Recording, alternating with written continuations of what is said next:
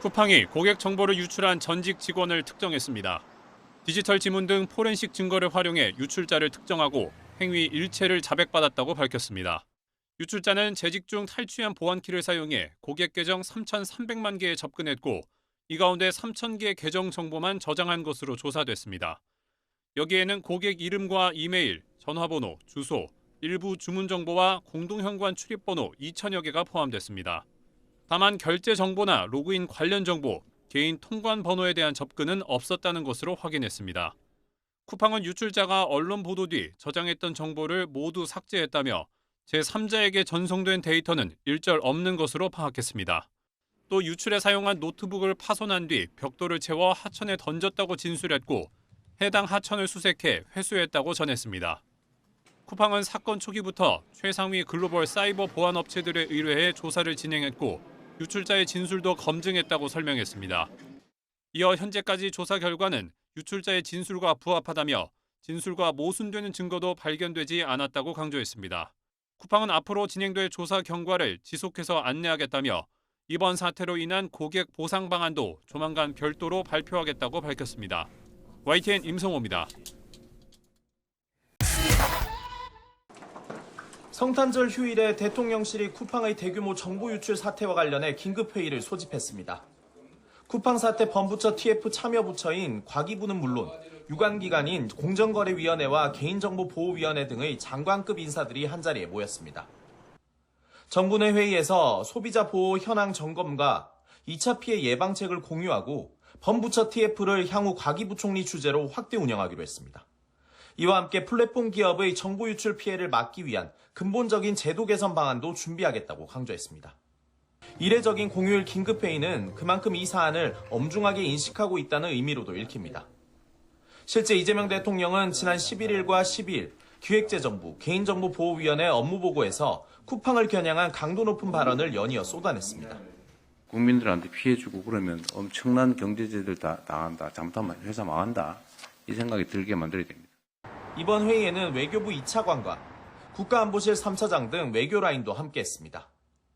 법적으로 미국 기업인 쿠팡이 영향력을 강화하기 위해 미국 농축산물의 한국 진출을 도우려했다는 이른바 미국 정관계 인사 로비 의혹을 들여다본 걸로 보입니다.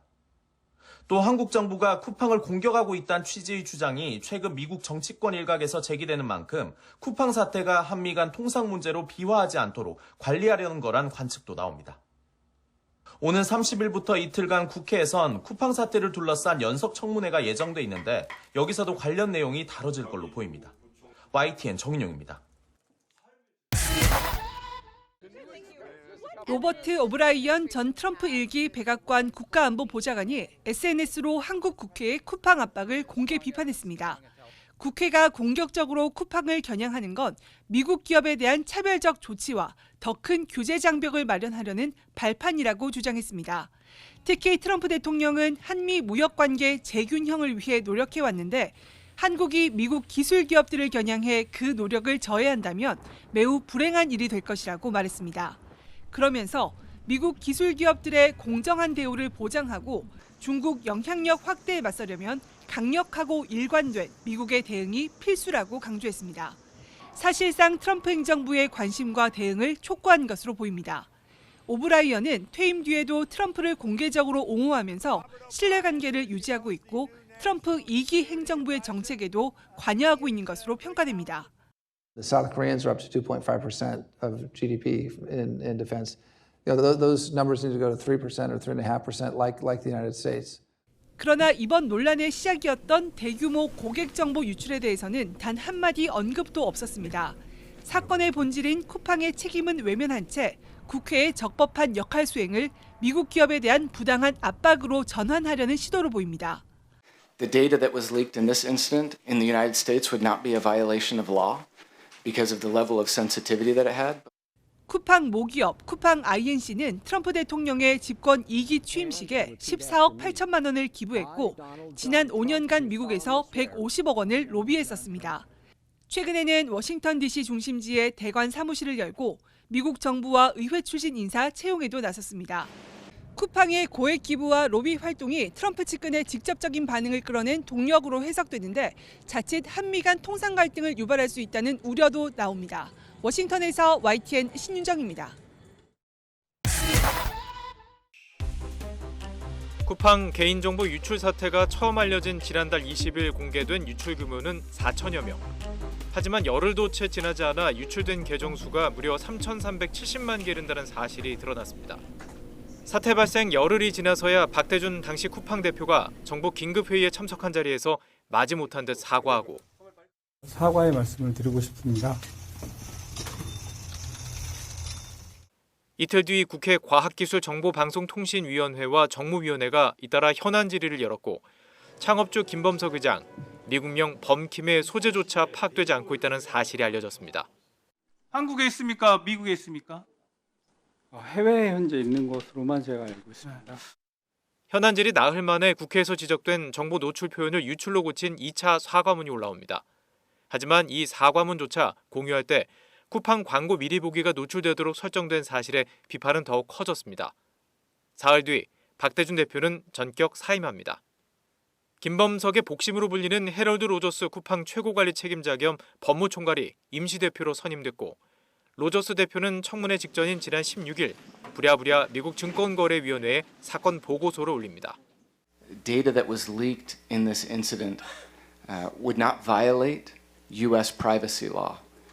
However, there are other issues that we inform the SEC of, and so here where there is an asymmetry of information between Korea and U.S. 중대한 사안은 아니라면서도 급하게 미국에 보고서를 낸 쿠팡은 정작 우리 국회에는 영업 기밀 등을 이유로 자료 제출을 거부하고 한국어가 서툰 외국인 증인만 앞세웠습니다. 브렛 매티스님께서는 물론 뭐 장모님, 처제, 아내, 안녕하세요 정도의 한국어를 구사하시지만 사실 여기서 의원님들이 논의하시는 내용들을 알아들으실 수는 없을 거라고 사료됩니다. 이후 김범석 의장의 노동자 사고 증거 삭제 의혹과 강남 비밀 대관 사무실 논란까지 쿠팡 사태 여파는 눈덩이처럼 커지고 있습니다. 내 정보가 어디까지 유출됐는지 여전히 알 수 없는 3,300만 명이 넘는 국민의 불안은 조금도 해소되지 않고 있습니다. 정보가 어디로 샜는지 알 수가 없어서요. 그리고 스팸 전화도 많이 오거든요. 책임의 정점에 있는 김범석 의장은 사태 해결에 나서기는커녕 여전히 완전한 침묵을 지키고 있습니다. 공정위가 쿠팡이 영업정지까지 검토하고 국회가 다음 주 또다시 청문회를 예고한 가운데 김범석 의장이 과연 언제까지 계속 침묵으로 일관할 수 있을지는 의문입니다. YTN 오동건입니다. 지난 2020년 공정거래위원회는 쿠팡이 납품업체들을 대상으로 불공정 행위를 했다며 조사에 착수했습니다. 다른 경쟁 쇼핑몰에서 판매하는 물품의 가격을 올려달라고 요청했다는 의혹인데 공정위 조사가 한창이던 그해 8월 보안 책임자가 이메일 삭제 이야기를 꺼냅니다. 법무팀이 공정위 조사 준비를 위해 이메일 삭제를 요청했다며 392통을 삭제할 거라는 내용입니다. 조직적 증거인멸 정황으로 의심되는데 쿠팡이 자기 방어에 꼼꼼했던 모습은 이뿐만이 아닙니다. 같은 해 4월에는 사내 인사조직도에서 김범석 의장을 지우는 방안이 논의됩니다. 김 의장 영향력을 숨기려는 시도로 보이는 상황. 아예 다른 대표를 내세우려던 정황도 포착됩니다. 당시 메신저에서는 노동부가 김 의장을 직접 조사할 것 같다며 한국 법인 대표를 따로 두는 방식이 논의됐습니다. 김 의장을 보호하기 위해 법인을 쪼개고 대표도 따로 두려고 한 것으로 보이는데 실제로 미국 증시 상장 뒤 김 의장은 한국 법인 의장직을 내려놨습니다.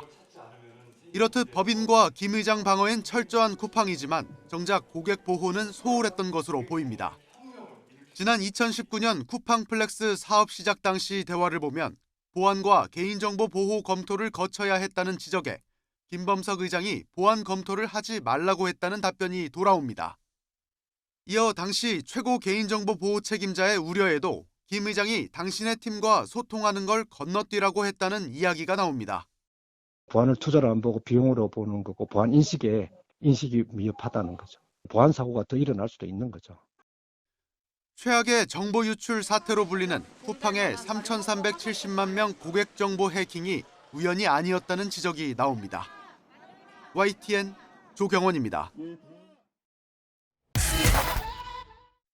지난 2020년 11월 3일 쿠팡 환경보건안전 담당자가 내부 회의 결과라며 임직원에게 보낸 메일입니다.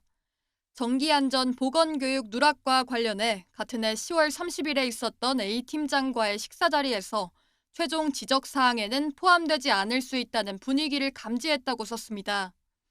당시 코로나 확산으로 유통기업 택배 물류센터에 대한 근로감독 필요성이 제기됐고 쿠팡도 포함됐던 것으로 보이는데 쿠팡이 담당 고용노동부 근로감독관과 따로 식사 자리를 만드는 등 부적절한 접촉을 시도한 게 아니냐는 의혹이 제기됐습니다. 식사 자리가 실제 근로감독 과정에서 특혜로 이어진 것으로 의심되는 대목도 있습니다. 같은 메일의 향후 대응 계획 부분을 보면 6일 뒤인 11월 9일에 A 감독관이 확인서 작성본을 사전 열람시켜주기로 했다고 쓰여 있습니다. 이어 11월 13일에는 근로감독이 종료되는데 확정 전까지 위반 사항에 대해 지속적으로 소명을 진행하겠다는 계획도 언급됩니다. 쿠팡의 이른바 대관팀이 노동부 직원과 접촉하며 근로감독 관련 상황을 알아내려 한 것으로 의심되는데 YTN 취재 결과 고용노동부가 이 같은 의혹과 관련해 정식 감사에 착수한 것으로 확인됐습니다. 고용노동부 관계자는 담당 근로감독관 A씨 등 거론된 인사들을 포함해 상황 전반에 대한 사실관계를 파악하고 있다고 밝혔습니다. 이러한 문건을 언론에 제보한 내부 고발자에 대해 쿠팡 측은 정당한 해임 조치에 대해 불만을 가진 전 임원의 왜곡된 주장이라는 입장을 반복하고 있습니다. 쿠팡과 근로감독관 사이 유착 정황이 내부 문건을 통해 드러난 만큼 제대로 된 감사가 필요해 보입니다. YTN 유소연입니다.